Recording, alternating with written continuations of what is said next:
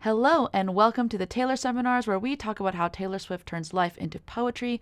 My name is Hannah, and here's my beautiful co host, Exquisite. Hello. Hi, Hannah. Can you believe it? We're at the I end. know. No, I can't believe it. I can't believe it.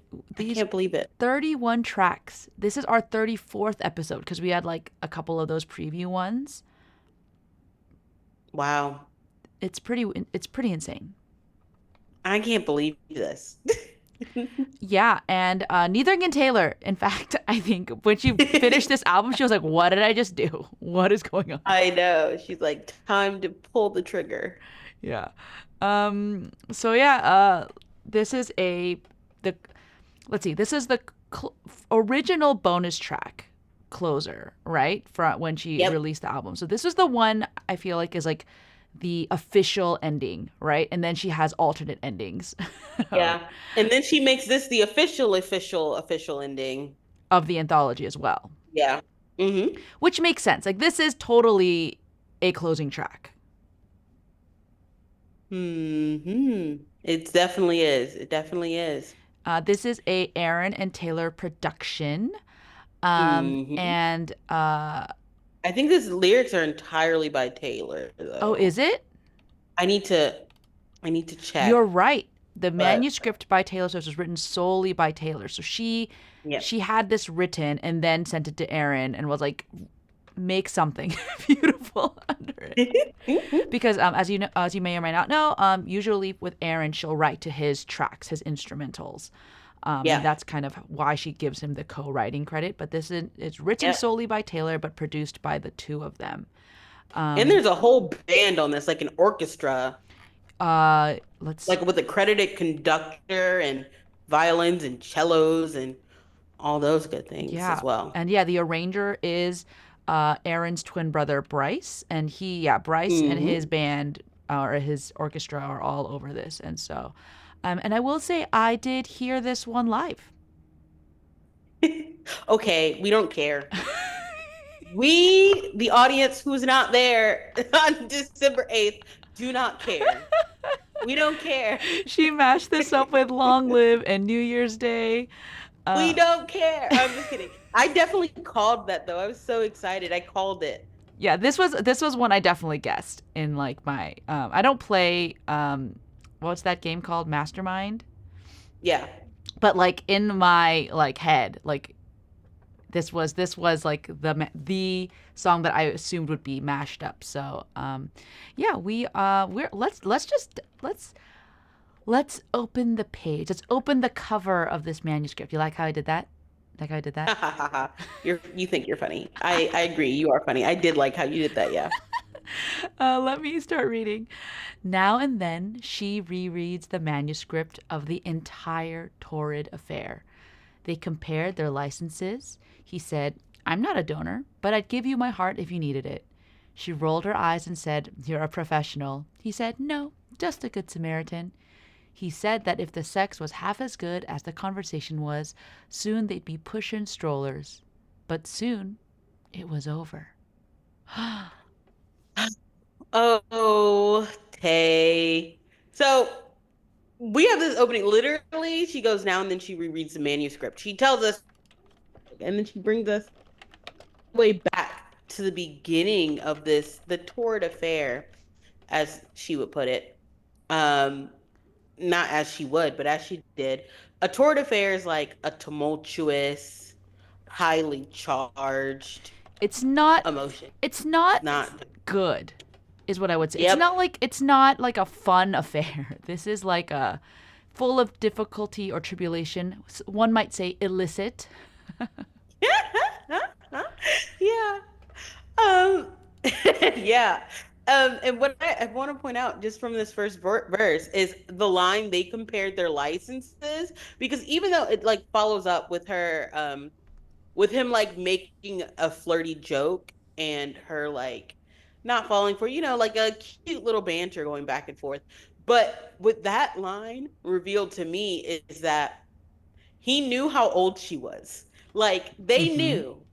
Like there's an implication of they knew what the age thing was. Like they're aware of it. Yeah, I mean, one of the So she like famous she drops it in. That's you know, so cool. one of the famous uses of licenses, especially in the US, is when you're trying to purchase alcohol or you're at a bar, Yep. right? And they're like, "Can I see your license?" And they're literally looking at the age and the year, right? Hmm. um and yeah, and she like kind of does at first like doesn't buy his like pickup line, right? Like she rolls Hmm. her eyes and says, "This is what you just do. Like you're like Yeah. you're a bad boy, right? You're Yeah. and he's like, You're used to it. "Yeah," but then he like continues the flirting. He's like, "No, I'm just a good Samaritan." Like this right, this idea of like the donor and the good person. Yeah. And and um and if you don't know the good Samaritan, it's a charitable person. It comes from a Bible story where Hmm. there's a man who's robbed and left for dead on the side of the road, and a bunch of people who are like upstanding in the community pass by, like a priest Yep. and stuff. But then this Samaritan, who's like an outsider, is the only one who comes and rescues this man. Hmm. Anyway, so it's not super relevant, but that's where the word comes from. Yeah. Just so you know, you have that background. Yeah. But yeah, so it's a cute flirtatious exchange. And then she's like, well, since their conversation was so good, he's like, if the sex is even half as good as our little banter, we're gonna be getting married and having babies. Like, What you whoa. say? And That's a crazy thing to that say. is a crazy thing to say because as you talked about this age gap that is between these two characters, and right, this idea that like, hey, you're this naive younger girl, Mm-hmm. right? Because she, right, like, and Mm-hmm. if if you are this mature woman in bed, then we'll get married. It's very much tied together. Yeah. And I'd like to also point out, like, Taylor never says the word sex. Like Yeah, she this is literally the only time ever in her entire discography she has said the word sex. She said sexy before, but she's never said sex until now. real. Oh, I knew it was rare, It's but the I did not know it's it was the that only rare. time. Okay, It's look, the only time. Because yeah. when I first listened to it, I went, has she ever said this word? And I went looking. She's never said sex. She said sexy, but never sex. So yeah, I just Googled it because you said that. So the only other time she's ever used sexy is anti-hero. Sometimes I feel like everybody is a sexy baby.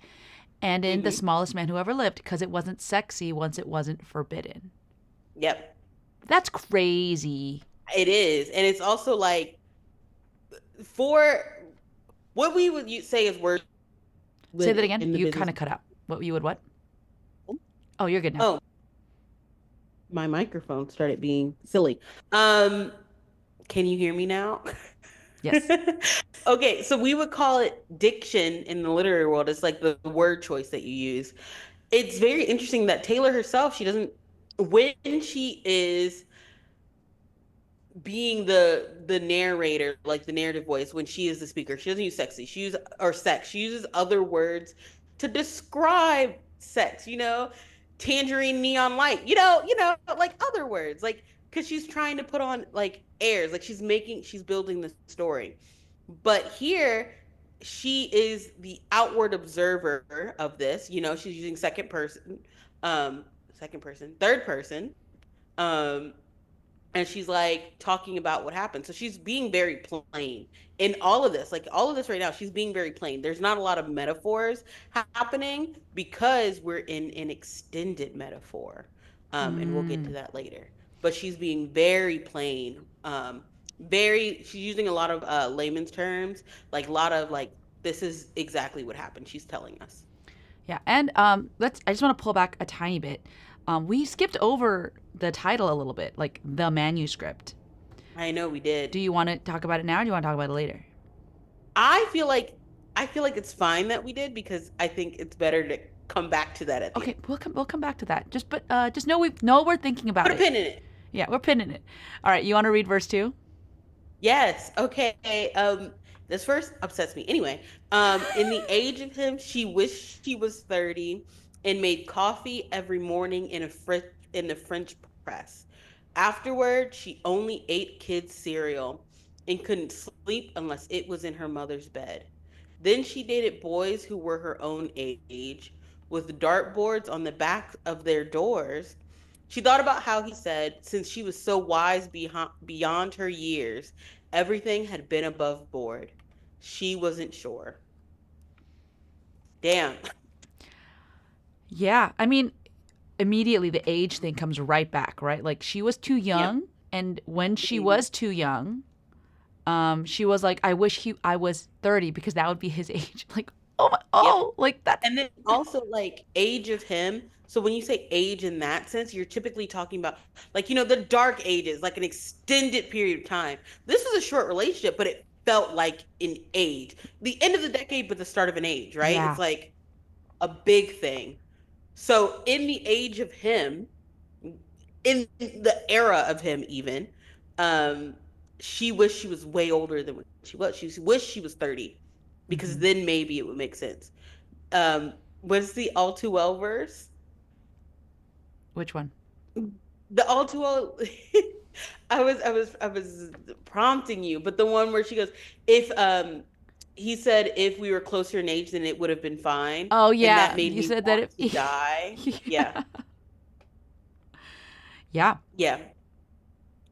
So Um. she like, I wish I was 30. Because then he wouldn't have left me because he had Mhm. promised me all these things. Like if the sex was half as good as conversation, they'd be pushing strollers. But maybe because I was too young, I And was naive. yeah. Um, uh, Ugh, and yeah, and this idea of her of adulthood for her is to make coffee every morning in a French press.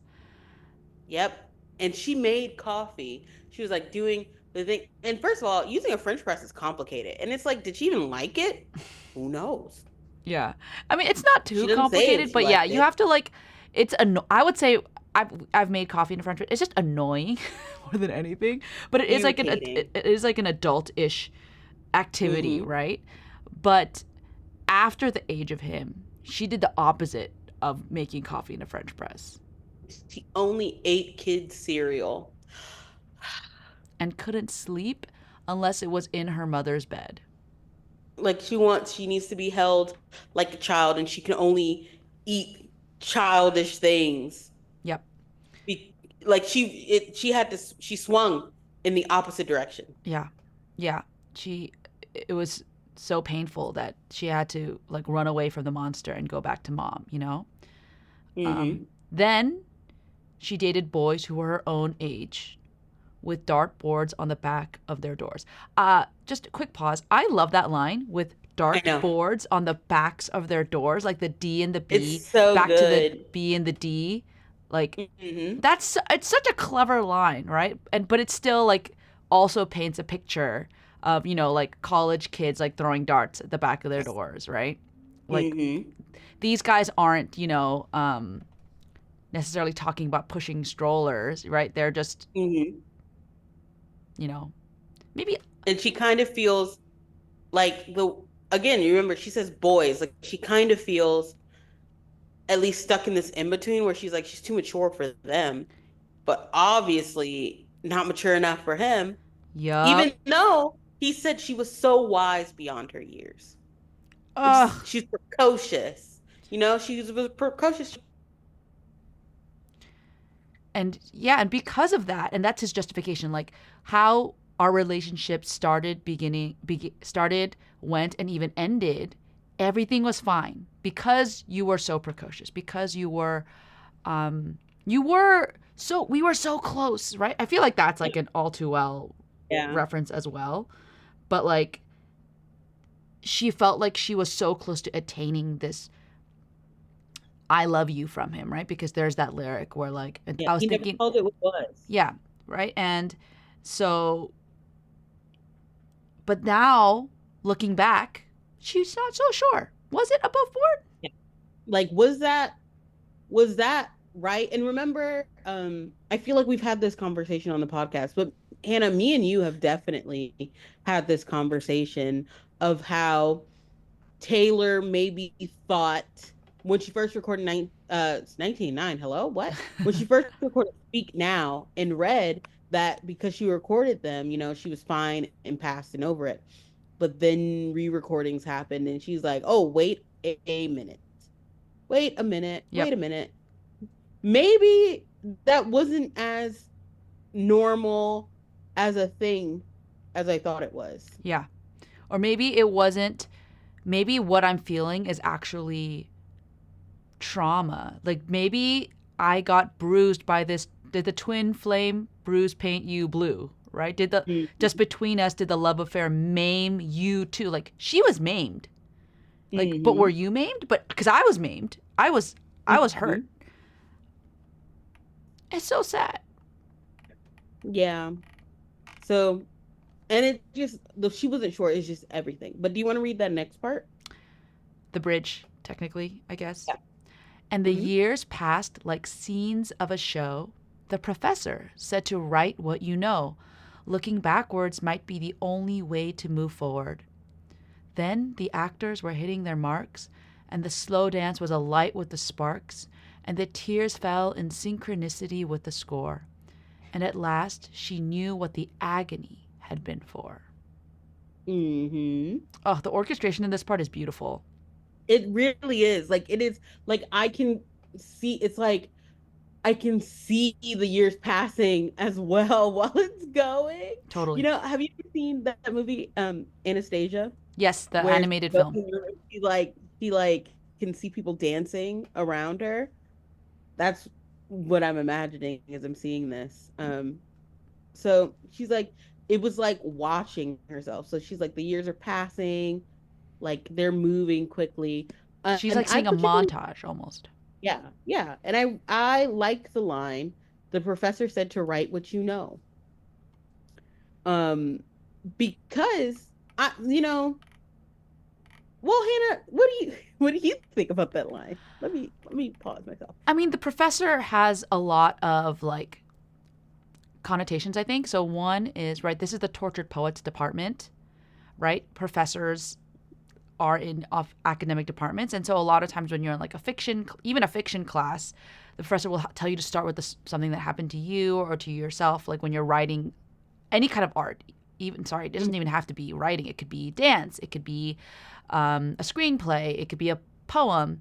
But I also think the professor could be somebody who is a professional, Mm-hmm. maybe a therapist. Well, or yeah, some kind of like figure who is wiser and who's helping you to. I think the reason I say therapist is the looking backwards might be the only way to move forward is a very, I feel like, beautiful way of therapy speak of like, hey, we need to unpack this, right? Like, Yeah. why are we going Exactly. through these um, Cycle. cycles? Yeah. Why are we repeating ourselves? Why are we not healing? Why are things, why am I making these weird leaps that aren't actually logical? And so Um, yeah, and also, that line specifically, looking backwards may be the only way to move forward, to me, is the thesis of the re-recordings through TTPD era. From re-recordings to Midnight's to Torture Pose Department is the looking backwards may be the only way to move forward. yeah. And I feel like That's she was forced true. to look backwards. Like she never had to, right? Like She never wanted to even. yeah, or did yeah, never wanted to, didn't know she had to. There's a lot of like, She didn't know it was necessary. yeah, Which, one of my favorite Taylor lyrics is actually I always felt I must look better in the rear view. Like, as in she feels like she looks better when people are looking backwards at her. But for a lot of times when she like moves on, she's like, "Oh, I didn't look back." But she needed to. That's what Midnight's was. Midnight's was this reflection on things in her past that are keeping her up at night because she needs to unpack them. yeah.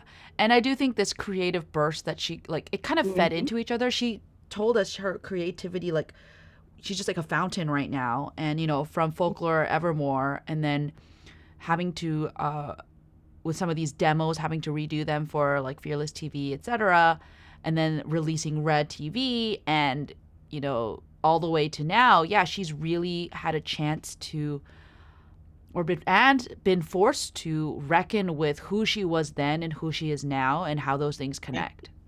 and how maybe things like weren't feeling right and what does she need to change. And I was just a couple weeks ago, I was listening to What If Could Have Should Have, and I was listening to Dear John, and I was like, she wrote Dear John at 19 years old Mm-hmm. just to have to write Would Have, Could Have, Should Have at 32. Yep. Because the girl in the dress was too young. She was too young to be messed with, and now she's scared of ghosts, and she needs to figure out how to exorcise these demons, Yep. you know? And I feel, again, it all is the looking backwards might be the only way to move forward. And then the actors were hitting their marks because she's like, the she in this story is a writer or a director Mm-hmm. or something like that. And maybe they're directing a short film called All Too Well. Oh yeah. Like if you weren't sure if this was Taylor yet, then you're like at this point you're like, oh no, for sure. And I love the sounds of tears felt in synchronicity with the score. Ugh, Yeah. I love that. I Okay, love the you're sound. jumping way too far ahead. Let's slow down. Right. I just got excited. So yeah, so Anyway. the actors were hitting their marks. So this is very similar to I Can Do It with a Broken Heart. I was hitting my marks. So this is where like you're supposed to reach these certain locations at a certain part of the scene or the song. So they're performing.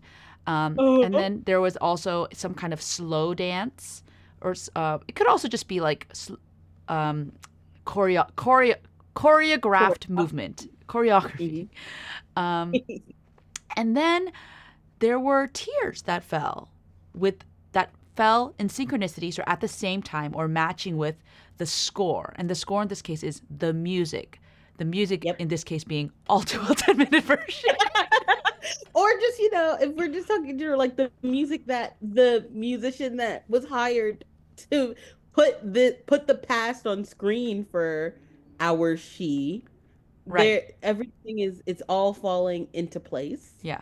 And as we've talked about this whole album, having multiple muses and stuff, I feel like this one you also see it's like one of those things in a movie where you'll see like a montage of like the person doing something like in like when they're young, middle aged, old, and it's just like they're all kind of melding together. To me, that's what I see here. Like we have this um, she sees, the all too well actors, but then she also sees like herself, and she just sees. I think like there's just a lot of like, Hmm. and then I would even say, I guess we're going a little ahead, but like even in the end, like this was also the Eras tour, right? Like, Yeah. in the Yes. Eras tour, right? Like, and she sings this bridge in the Eras tour and when she sings, and at last she knew what the agony had been for. Like all of us, like just clutched our pearls and like fell to the floor, Yeah. like all this pain and trauma and agony that she went through, like, and look at her now, like able to share these emotions with a crowd. Yeah. Exactly. Because Taylor has said many times that she writes these things when she's feeling like the only person in the world to ever feel this bad or have like this little crush or have this happen to her, and then she gets on stage and performs it and sees thousands of people who felt the same emotions or felt empathetic to it, and it's like, oh, that's why I'm a writer, that's why I have to do this, because in writing my story I'm writing their story. And again, she's writing our song. She's writing our song, and that's why. Yes, our song. If The episode yeah, before. is every song she writes is our song, which is crazy. I know. Do you want to read the outro? That's why. Oh, go ahead. Why? Yeah. No, I'm just saying that's why. But I'll read the outro. The only thing that's left is the manuscript. One last souvenir from my trip to your shores. Now and then I reread the manuscript, but the story isn't mine anymore. It's ours. It's It's ours, ours. our song. It's Yeah. literally. I picked up a pen and an old napkin and I wrote down our song. Yeah. And then that whole outro is when Taylor does one of my favorite things for Taylor to do. When she inserts the I after not doing it for a while. Mm-hmm. It's the and Um, then it was bought by me from the last Great American yeah, Dynasty. exactly. It's the "You're in love" part where she goes, "and why I've spent my whole life trying to put it into words." Hmm. Like, I love when she does this because in that end, she reframes it. She's like, "This is what I'm telling you." Because it opens up with now and then she rereads the manuscript, and then it closes with the now and then I reread the manuscript. She's like, "I'm the she. I pulled back the curtain. Ha ha ha. It's me." And yeah, all that's left are these stories that I have written, and they may affect me sometimes, but I wrote them because they're for us. And there's the only evidence left of maybe in the context of this song of the relationship, but in the context of like the entire album of of that person she was when she went through it. Every song captures like the place and time and emotion that she was experiencing. And the only thing left of those emotions are the songs she sung about them. Yeah. And like, I love this like idea of, like the manuscript is, I mean, it's still real. She didn't, it's not burnt. It's Yep. there. It's safe. She even rereads it sometimes, right? But Yep. this story, it's not burdening her anymore. It's not Mhm. tying her down. It's not something she has to clutch like Gollum's ring, right? This is a Yeah. story that she's shared and it's lifted that burden, right? Yeah. It's for us to all, like, her literally singing All Too Well 10-minute version in the Eras tour is insane, right? Exactly. Like, And it's such a joyous moment, like being in there and yelling the lyrics to All Too Well's 10 Minutes version with 60,000 other people. yeah, it's insane. Like, and Insane. and she's said this, right? Like, she loves the fact that when she performs these songs and we scream the lyrics back to her, it means she doesn't feel alone anymore. She feels like she's, it actually makes her feel more human, even though it's a very like strange place to feel human, to have people like, staring at you in bright lights and glitter. But it makes her like, oh, like, I'm not, these feelings are what make me human because these are what we're all feeling. Yeah. And then also that the story isn't mine anymore is like there's this weird phenomenon when you're a writer, and I can say this because I am a writer, that once you write something and you publish it, even though it's like you no longer have that creative control, you no longer hold the pen, people will interpret it how they interpret it, and they will take the meanings that they want to take into it, and they will take whatever they get out of it, they get out of it. And when you write, like, your stories can transform over time, they can um create new meaning. It's like a living text, like, and we've seen this at work on the Eras tour through her mashups, where she will take a song that may have meant one thing and then completely recontextualize it by adding another song. And so now those same words tell an entirely new story. Mm-hmm. And that is so cool. It's like it's no longer just for you. Like, yes, you wrote it, but it's not just yours anymore. Yeah, And every new experience can change it or shift it. totally. Um, and it's cool. It's one of those cool things. But it's like, yeah, so I can reread that in the past, but I'm not that girl. And that is why it is a she and not an I throughout the entire song until the end. I love that. She's not that girl. So it has to be a third person. I love that. Like, that was her, but that her has like died or evolved, I guess. Like, that's not who I was before. Like, Yeah. yeah, And because that's why the manuscript is a souvenir now, right? It's Mhm. just a little reminder, a trinket. It's not, again, it's it's not something that's like been branded into her or weighing her down. Exactly. Especially because if you just go back and just read like that second verse and read it in first person, in the age of him, I wished I was 30. Like, that is taking an ownership that she doesn't want anymore. She's like, no, there's distance because I am older. I'm past 30 now. Mm. And I am not that same girl. Like, I'll never change, but I'll never say the same either, in the words of Taylor. And it's just, I don't know. I think it's an interesting narrative distance. And we would call it like a psychic distance if we were in a writer's workshop that she puts in by choosing this third person. And then she comes closer at the end. But like, could you imagine like just reading any of the beginning in first person? it is different. It's Yeah. different. Yeah. Um, That's yeah. crazy. Anyway, you want to talk about the title? Yeah. So a manuscript, if you don't know, it literally is, I'm going to read the definition: a book, document, or piece of music written by hand rather than typed or printed. Similarly, or the next definition is an author's text that has not yet been published. And, um, and that's the one I kind of like to think the manuscript is more like. But for me, the most famous manuscript is the manuscript in Little Women. It is a key plot point where Jo, I guess she's like the of the four sisters, she's the mainest sister, right? Yeah. Where she wants to be a writer, and so she has this very precious manuscript that she like keeps throughout the And book. Amy burns it. I would have fought her. She did And let her almost let her drown. look, and Amy deserved it. Anyway, sorry. No, That's my only but gripe. but that's the thing. But I feel like that story shows how dear manuscripts are. These are like, it's as if you're writing the words not with ink but with your blood, especially if they're handwritten. Exactly. And Taylor said my veins in the poem, her veins of pitch black ink, I Mm-hmm. think. Also, but it's funny you bring up Little Women because in the 2019 version, she pulls the same trick Taylor does in this song, where she like the story is being told and then it pulls back and it's Joe with the manuscript telling the story of her sisters and getting it published. I love So that movie. I love that version, by I the love way. that movie so much. I should probably watch it tonight. It's a very good Um, Christmassy movie, actually. yeah.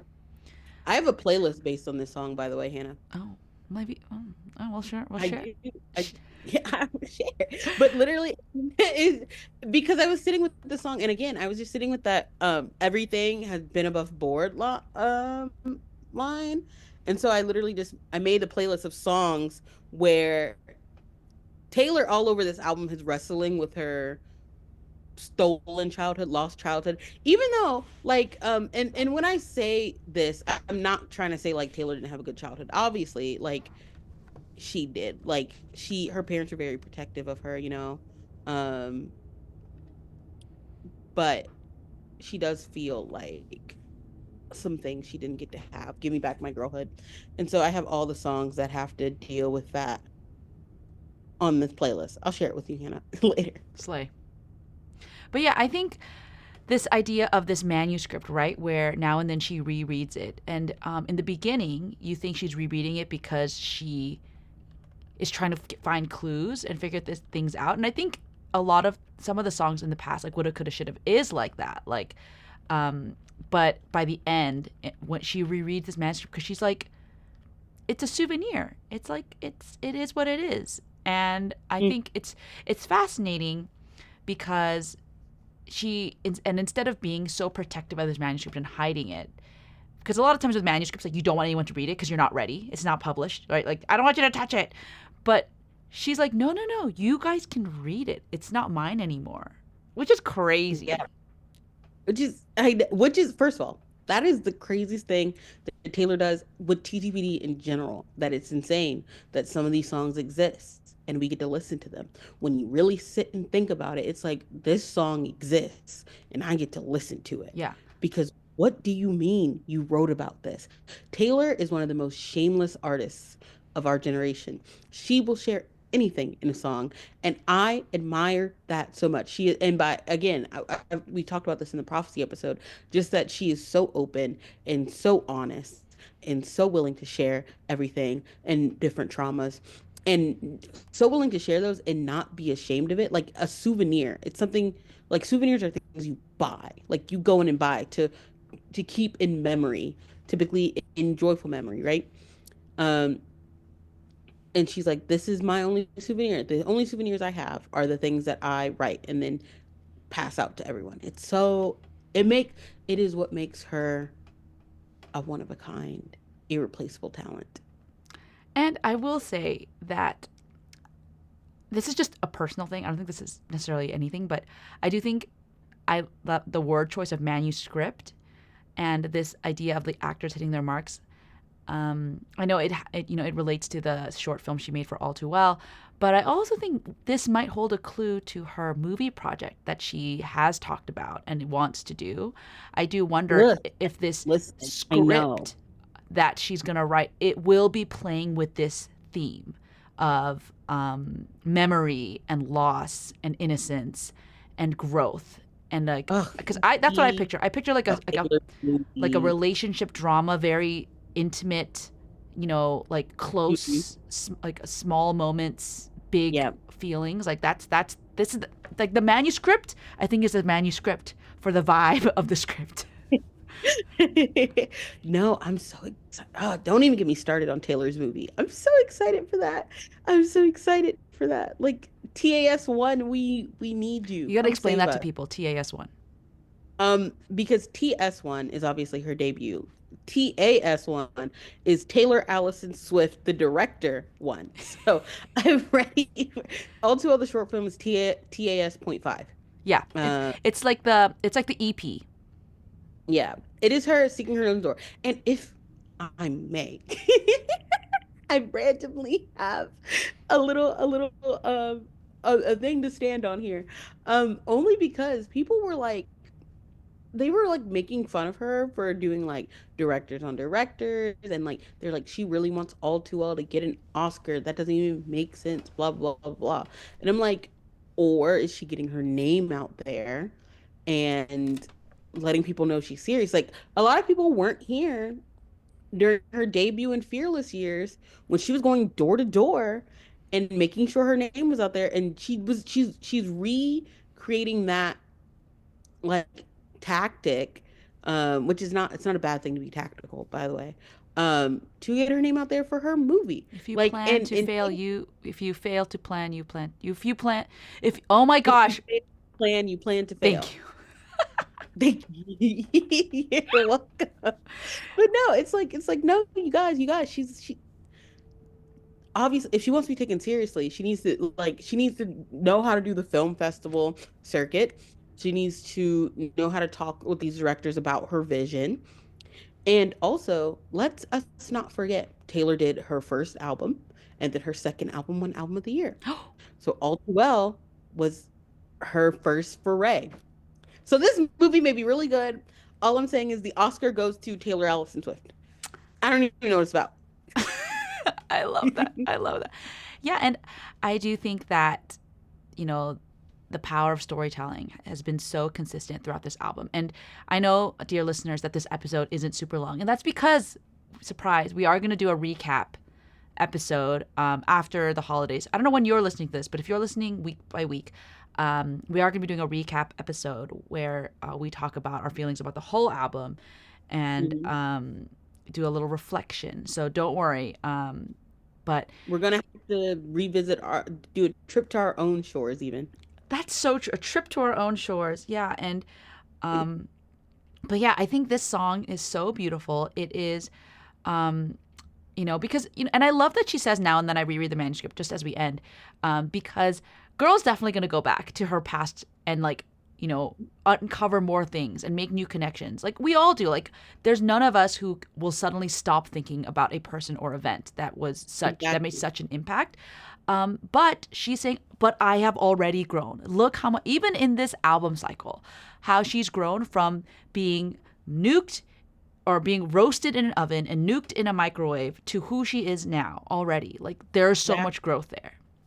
And also, I would like to say there is nothing wrong with going back now and then. I think that's important. Like she's not like raking herself across the coals for rereading the manuscript. The only thing you can't do is stay there.